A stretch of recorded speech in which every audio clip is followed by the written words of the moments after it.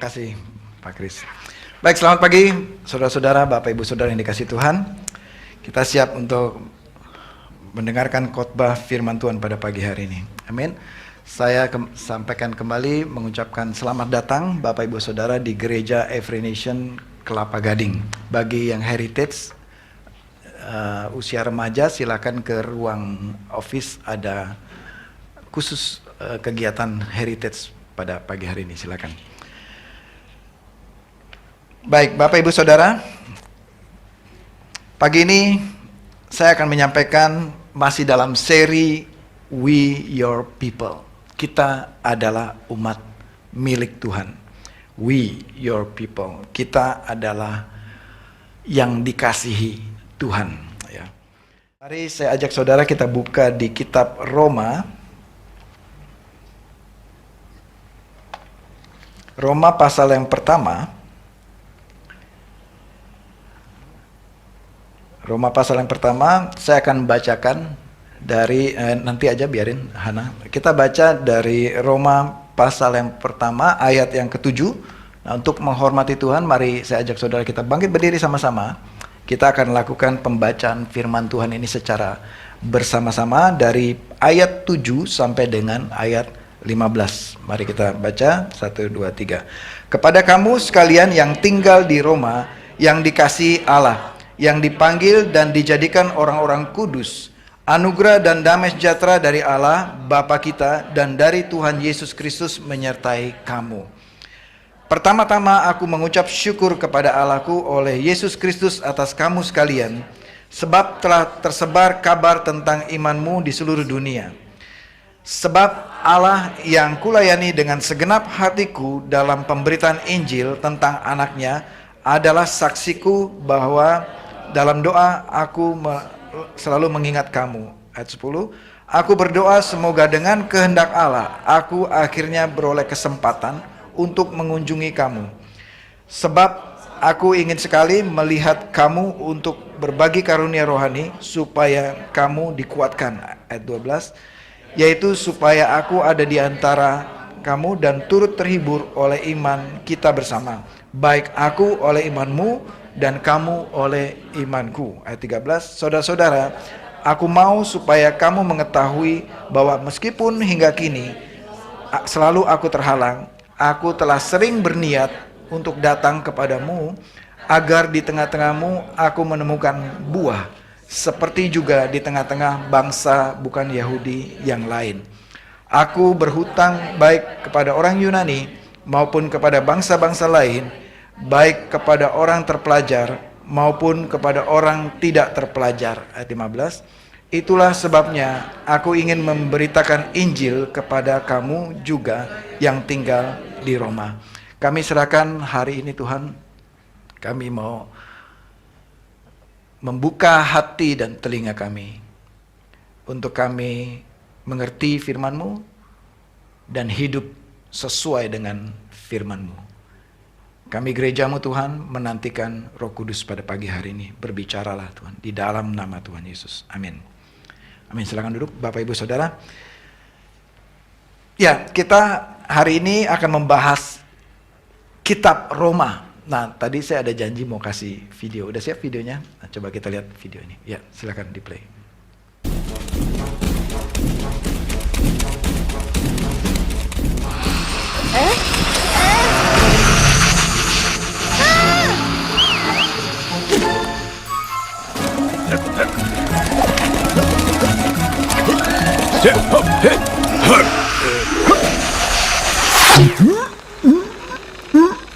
We are stronger when we work together. Ya, itu aja, saudara. We are stronger when we work together. Ya, hari ini saya beri judul Better Together. Katakan ke sebelah kiri kanan, Better Together. Saudara, betapa indahnya ketika kita bersama-sama. Amin. Ya, itu tadi cuma secuplik ilustrasi saja. Tapi saya mau buka dulu dari, mari kita buka sama-sama di Mazmur 133. Ya. Mazmur 133. Sungguh alangkah baiknya dan indahnya apabila saudara-saudara berdiam bersama, together, ya, dengan rukun, bukan dengan berantem, ya. Sungguh alangkah baiknya dan indahnya. Bapak Ibu Saudara, tidak ada yang lebih baik, tidak ada yang lebih indah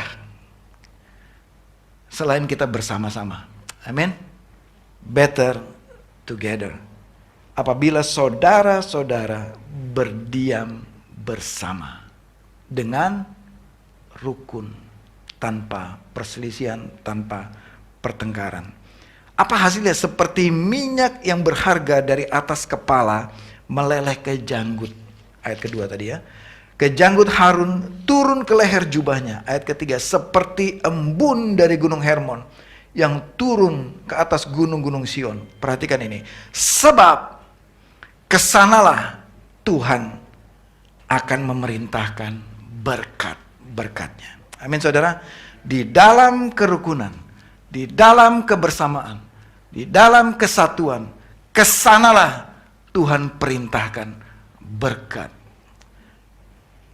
dan kehidupan untuk selama-lamanya. Bapak Ibu Saudara, better together, bersama-sama ada berkat di sana. Ketika kita rukun bersama-sama, Tuhan perintahkan berkat. Kalau Tuhan perintahkan berkat, ada yang bisa menghalangi? Gak ada yang bisa menghalangi. Kalau Sang Raja di atas segala raja sudah perintahkan berkat ke atas kita, ada yang bisa menghalangi? Gak ada yang bisa menghalangi. Bagaimana supaya kita hidup dikatakan selama-lamanya? Bagaimana supaya kita mengalami hidup di dalam berkat selama-lamanya? Hidup rukun bersama. Amin saudara. Maka itu kita berikan judul hari ini, better together, lebih baik bersama-sama. Katakan sebelah kiri kanan, lebih baik kita bersama-sama. Lebih baik kita bersama-sama. Ya. Jangan hidup sendiri Bapak Ibu Saudara. Jangan kita keluar menyendiri seperti semut-semut tadi. Ya, tinggal prit, ya, kumpul semua, ya. Karena better together saudara. Nah, sewaktu bersama ada masalah nggak? Ada. Sewaktu bersama ada gesekan nggak? Ada gesekan. Tapi sekali lagi, lebih baik berpisah atau bersama? Lebih baik bersama, better together daripada berpisah. Lebih baik bersama-sama. Kenapa? Karena kesanalah Tuhan perintahkan berkat. Ada berkat di situ. Di luar itu, saudara, tidak ada berkat yang Tuhan perintahkan. Amin. Jika kita bersama-sama, berkat Tuhan perintahkan ke atas kita dan kehidupan untuk selama-lamanya. Apa maksudnya? Turun-temurun sampai anak cucu kita akan diberkati Tuhan. Amin. Ketika engkau dan saya mengambil keputusan bersama-sama. Amin. Nah, mari kita lihat bagaimana kehidupan Paulus ya berkaitan dengan hal ini. Kita kembali ke Roma. Tadi saya cerita sedikit mengenai Roma. Kitab Roma ini Paulus tulis ketika Paulus diperkirakan masih berada di Korintus, di kota Korintus, yaitu di Eropa Timur ya, di wilayah Yunani. Ketika itu Paulus di dalam periode perjalanan misi yang ketiga. Jadi ada 3 periode perjalanan misi Paulus. Berjalan, kembali ke Yerusalem, pergi misi lagi, kembali ke Yerusalem, pergi misi ya kali ini yang ketiga, lebih lama. Dan saat di Korintus Paulus teringat ya.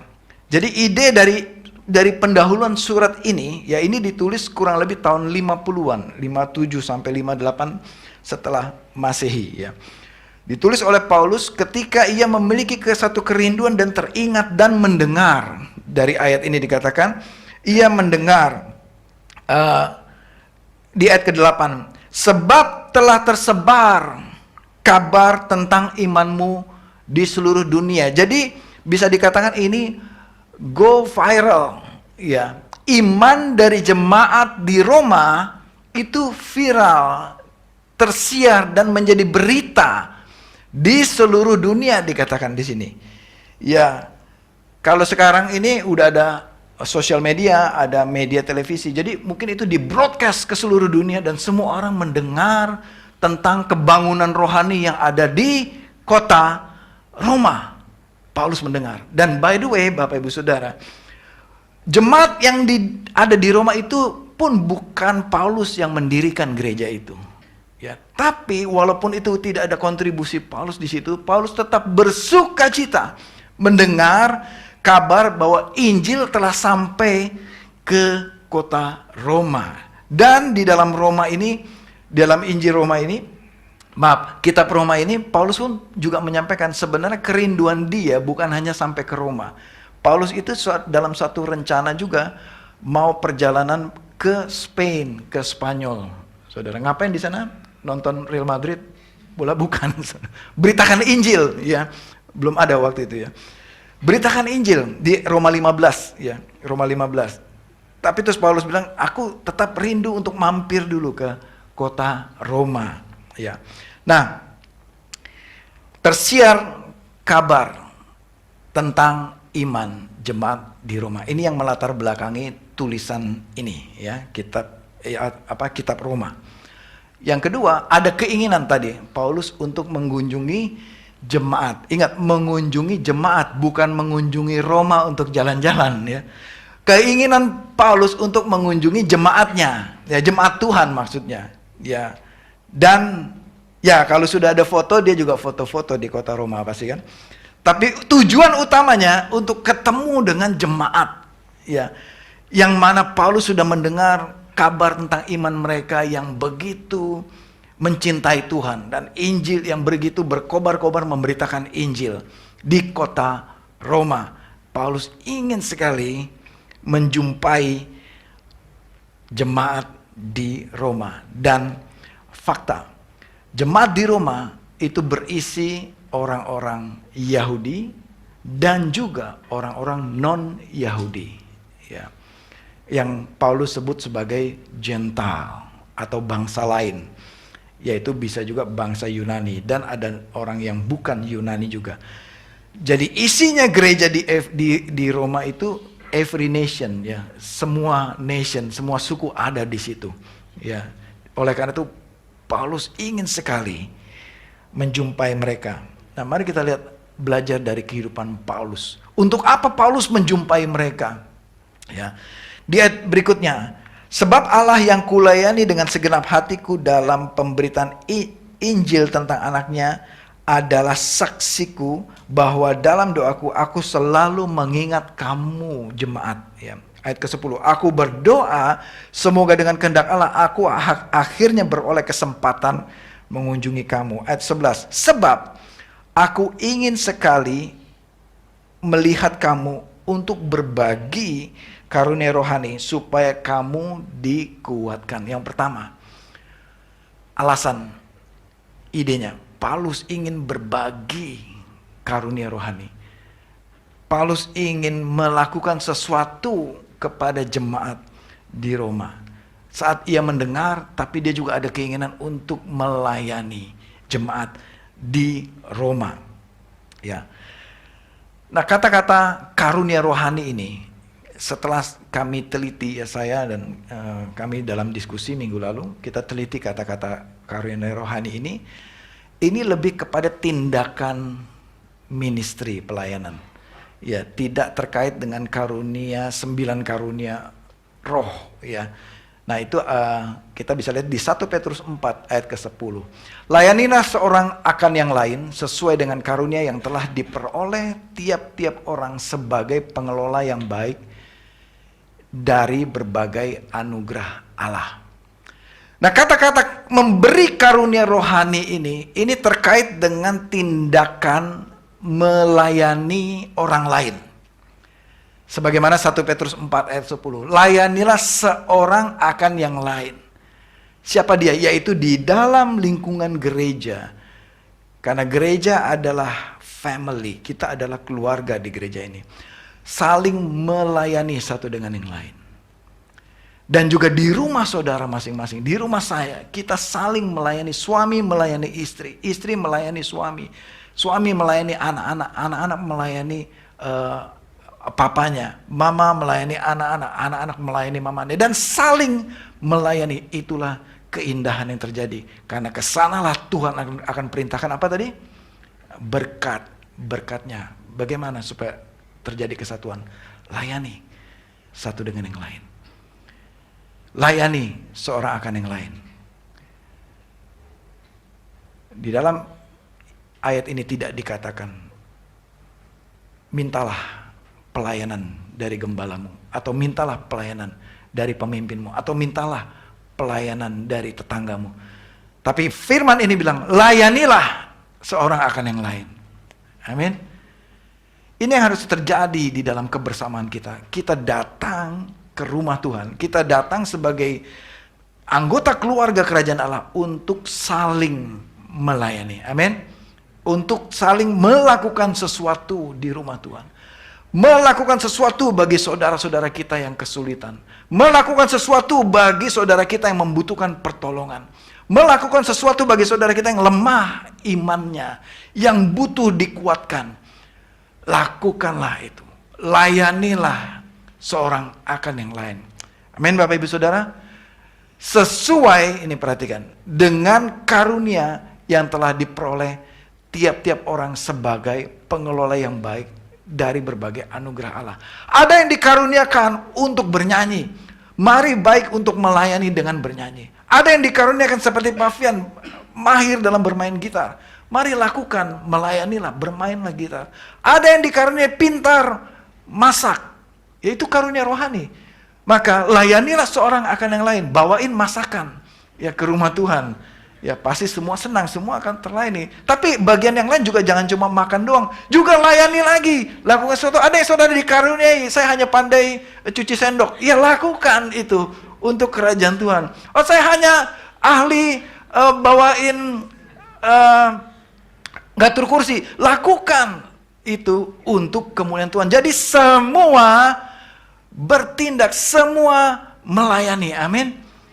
Tidak ada satupun yang datang ke sini yang tidak lakukan apa-apa. Tapi kita semua mari bersatu bersama-sama, saling melakukan, saling melayani satu dengan yang lain. Amin saudara.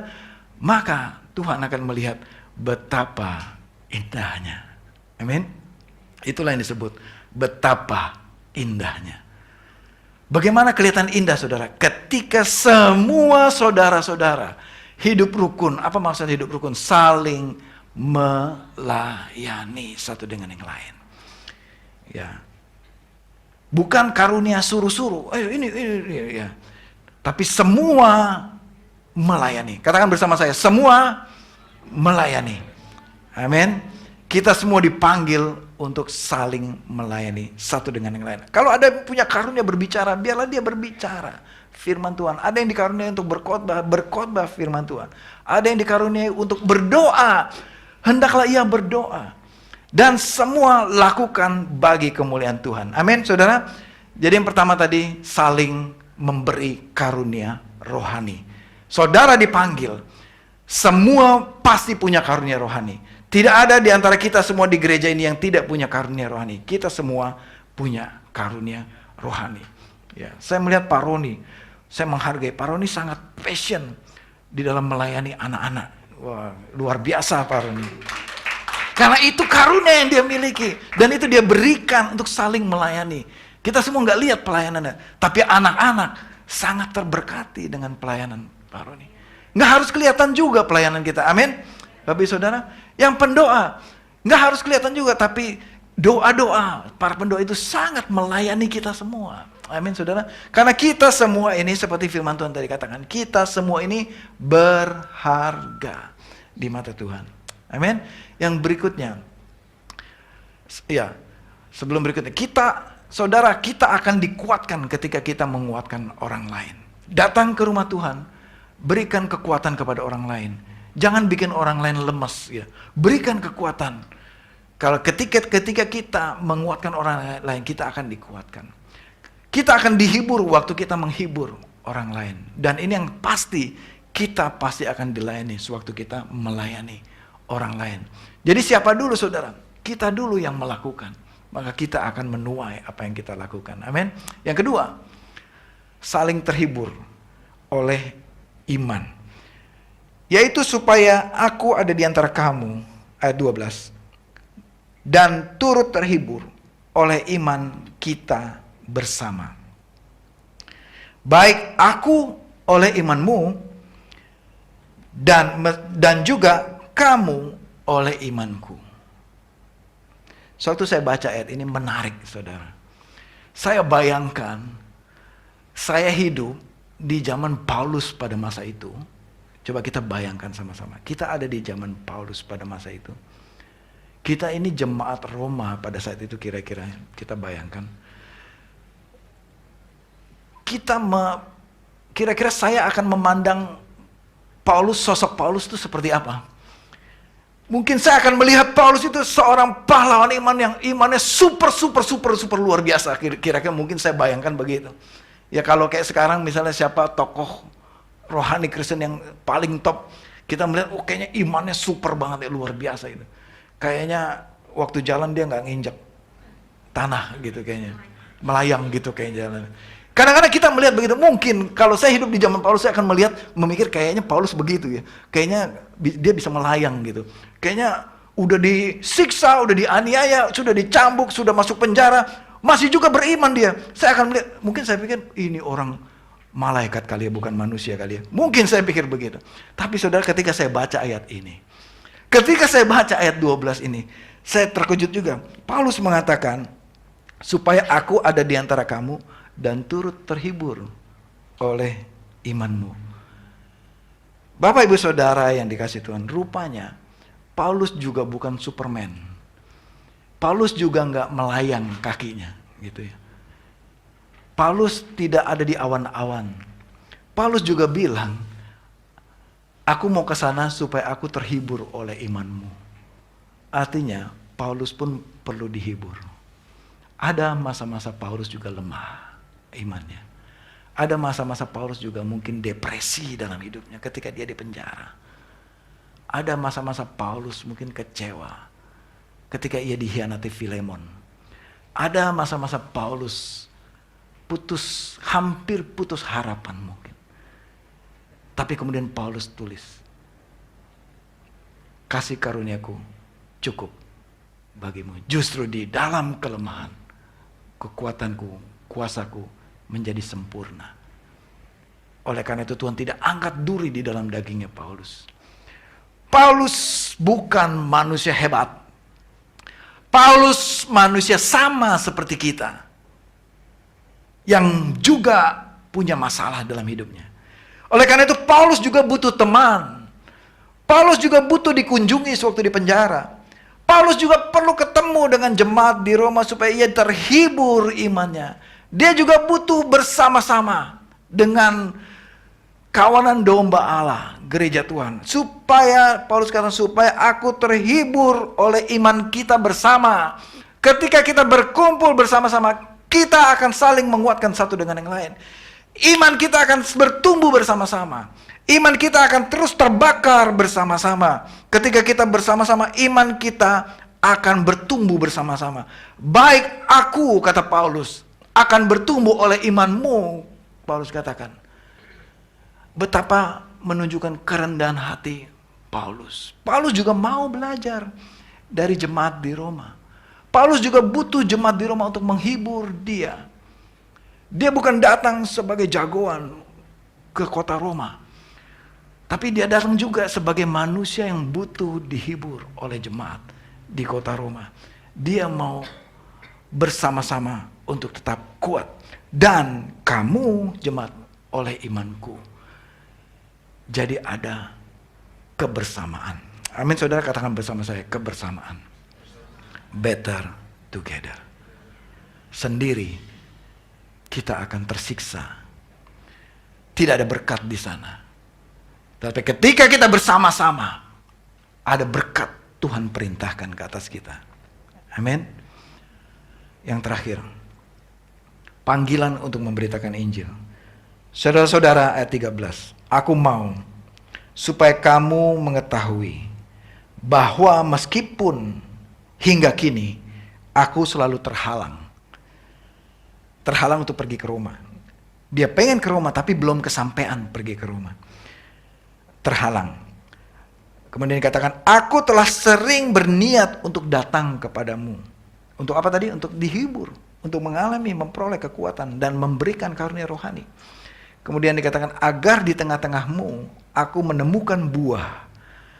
Seperti juga di tengah-tengah bangsa bukan Yahudi yang lain, jemaat di kota lain. Ayat 14, aku berhutang baik kepada orang Yunani maupun kepada bangsa-bangsa lain, baik kepada orang terpelajar maupun kepada orang tidak terpelajar.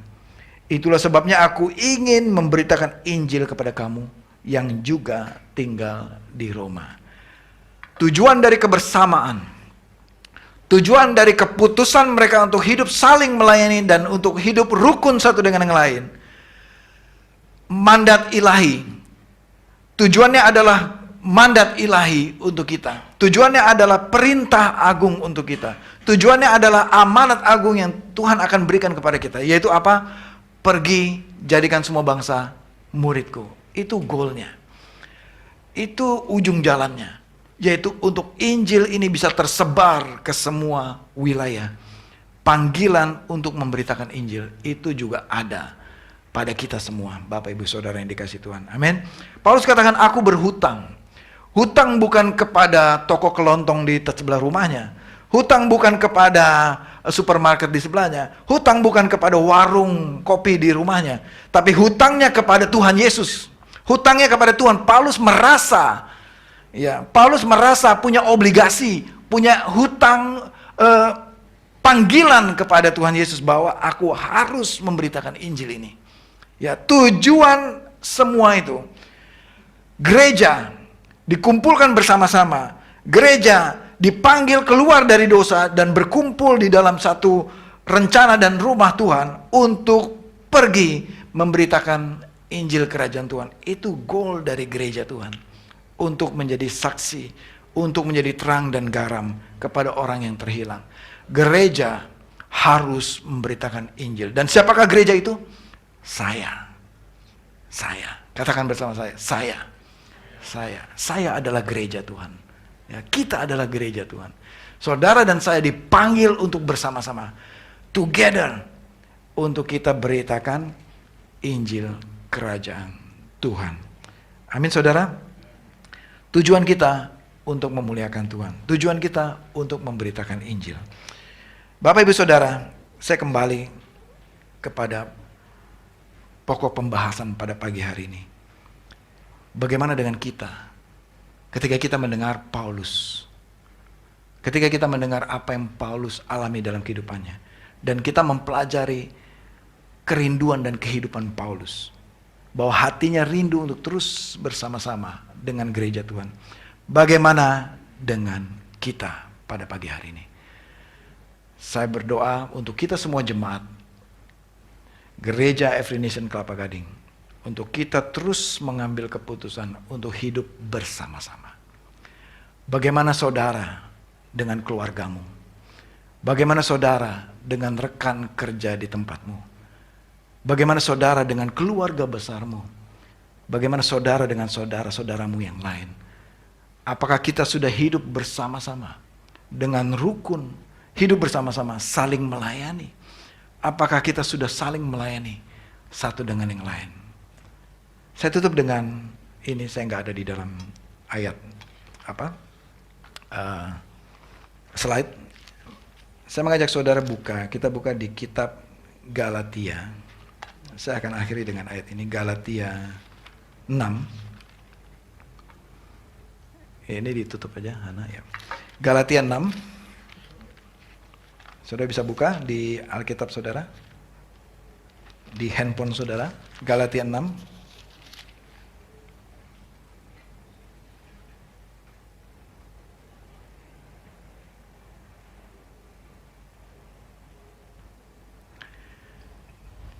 Galatia 6 ayat yang ke-9. Janganlah kita jemu-jemu berbuat baik, karena apabila sudah datang waktunya kita akan menuai. Mari saudara, terus lakukan kebaikan. Jangan jemu-jemu, artinya jangan bosan melakukan kebaikan. Karena apabila tiba waktunya, kita akan menuai jika kita tidak menjadi menyerah, tidak menjadi lemah atau tidak menyerah. Do not give up. Jangan menyerah ketika kita melakukan kebaikan. Lakukan lagi, lakukan lagi, lakukan lagi, lakukan lagi. Dan jangan menyerah. Amin. Ayat ke-10. Saya tutup dengan ayat ini. Karena itu, ketika ada kata-kata karena itu, ini adalah kesimpulan ya, dari frase atau kalimat sebelumnya. Karena itu, selama masih ada kesempatan bagi kita, selama masih ada kesempatan bagi kita, marilah kita berbuat baik kepada semua orang. Kepada semua orang. Tetapi, ada kata-kata, belum selesai tadi ya. Tetapi, terutama kepada siapa? Terutama kepada saudara-saudara seiman kita. Itu yang terutama juga. Berbuat baik kepada orang lain yang saudara nggak kenal, itu baik. Tapi terutama berbuat baiklah kepada orang yang dekat dengan saudara. Amin. Istri, berbuat baiklah kepada suami. Suami, berbuat baiklah kepada istri. Anak-anak, berbuat baiklah, mengabdilah kepada orang tua. Dan di dalam gereja Tuhan, kita saling berbuat baik dan saling melayani satu dengan yang lain. Ketika kita berbuat baik dan saling melayani satu dengan yang lain, kita akan menjadi terang, menjadi teladan, menjadi berkat bagi orang di luar. Mereka akan melihat kasih Kristus di dalam hidup kita. Dan itulah yang dikatakan berbuat baik kepada semua orang. Bapak Ibu Saudara, selagi kesempatan itu masih ada, berarti kesempatan itu akan hilang. Selagi masih ada hari ini kesempatan, berarti besok belum tentu ada lagi kesempatannya. Selagi kesempatan itu masih ada, marilah kita berbuat baik. Hari ini kesempatan saudara untuk melayani satu dengan yang lain. Hari ini kesempatan saudara mengambil keputusan, yes, saya mau bersama-sama di dalam Tuhan. Amin Bapak Ibu Saudara. Mari kita tundukkan kepala. Aku berdoa pada pagi hari ini Tuhan, firman yang diberitakan ini tidak akan sia-sia. Hamba telah selesai menyampaikan sabda isi hatimu. Aku berdoa Roh Kudus yang akan mengerjakan di dalam setiap hati kami. Roh Kudus yang akan mengingatkan pesan firman ini masuk di dalam hati kami, yang mengubah kehidupan kami. Pada pagi hari ini Tuhan, kami menaikkan syukur kami bahwa kami punya Tuhan yang baik, Tuhan yang luar biasa, Tuhan yang dahsyat. Pada pagi hari ini Tuhan,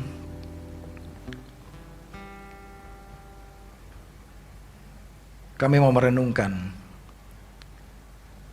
firman ini. Roh Kudus yang menyentuh setiap kedalaman hati kami. Saudara-saudaraku yang dikasihi Tuhan, hari ini bukan kebetulan saudara ada di sini. Hari ini bukan kebetulan saudara mendengar firman ini. Jika engkau ada masalah dengan saudaramu, sehingga engkau memutuskan berpisah dengan saudaramu. Jika engkau pagi ini ada masalah dalam keluargamu, sehingga engkau memutuskan berpisah, hari ini firman Tuhan mengatakan better together. Lebih baik engkau bersama-sama. Sebab kesanalah Tuhan akan perintahkan berkat dan kehidupan. Karena di luar Kristus yang ada hanya kutuk dan kebinasaan. Tapi ketika engkau bersama-sama di dalam Kristus, Tuhan perintahkan berkat dan kehidupan. Bagi jemaat Tuhan pada pagi hari ini, Tuhan Roh Kudus berbicara kepada kami semua. Bagi saudara yang mengalami masalah dalam hubungan satu dengan yang lain. Jika engkau ada masalah, apakah itu hubungan dengan saudara, kakak, adik, hubungan dengan om, tante, suami, istri bermasalah. Saudara semua pejamkan mata. Dan jika engkau mau datang kepada Tuhan dan bertobat atas segala tindakan, keputusan, segala perselisihan yang kau alami, mari pagi ini, selagi ada kesempatan,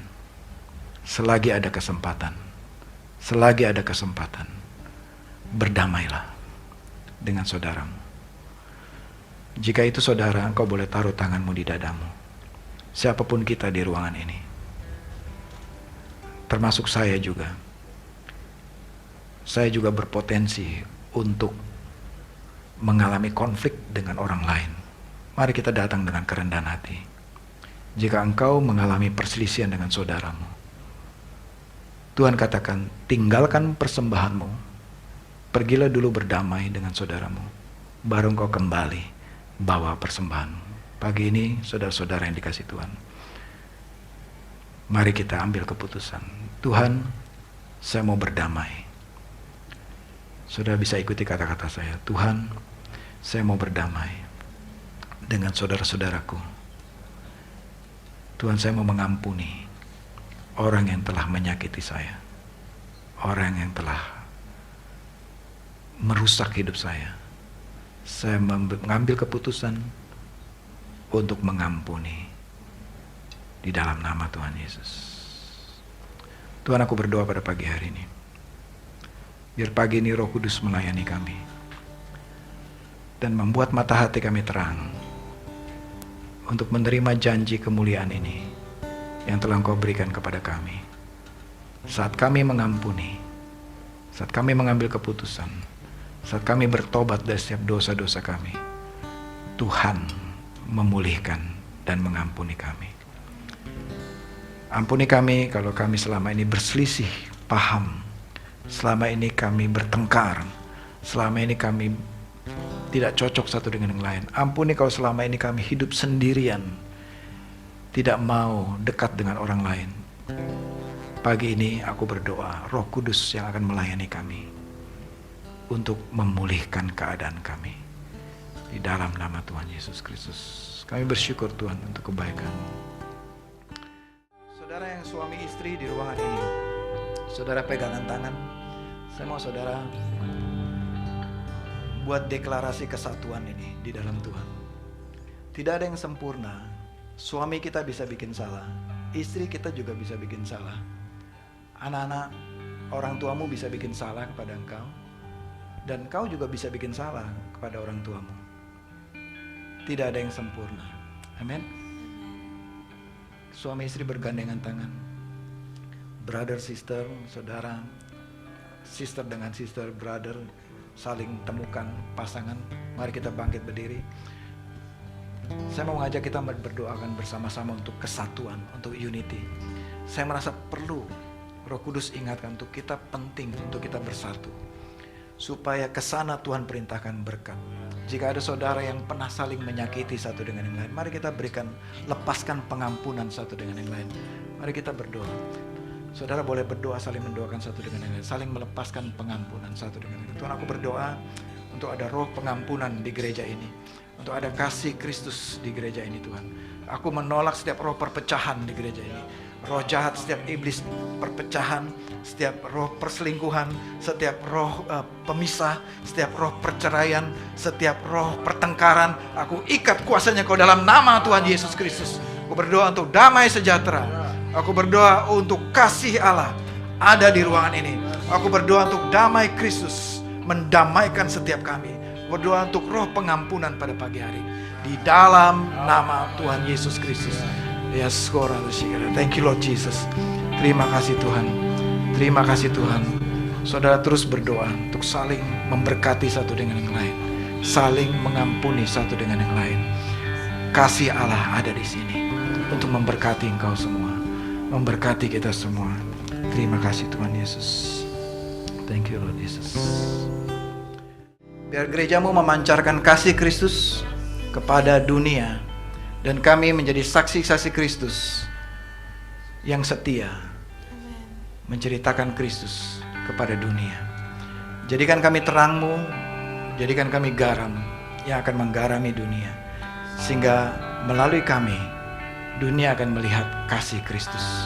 Melalui kerukunan kami sebagai gereja-Mu, sebagai rumah tangga, dunia akan melihat Kristus di dalam kami. Terima kasih Bapa di surga untuk firman berkat hari ini. Jemaat yang dikasih Tuhan, pulanglah dengan damai sejahtera dan kasih Kristus menyertai engkau sepanjang umur hidupmu, dan terimalah berkat dari Tuhan. Tuhan memberkati engkau dan melindungi engkau. Tuhan menyinari engkau dengan wajahnya dan memberikan engkau kasih karunia. Dan Tuhan menghadapkan wajahnya kepadamu dan memberikan engkau damai sejahtera berkelimpahan hari ini sampai selama-lamanya, sampai Kristus Yesus datang kedua kalinya. Semua jemaat yang menerima berkat ini katakan bersama-sama, amin. Amin.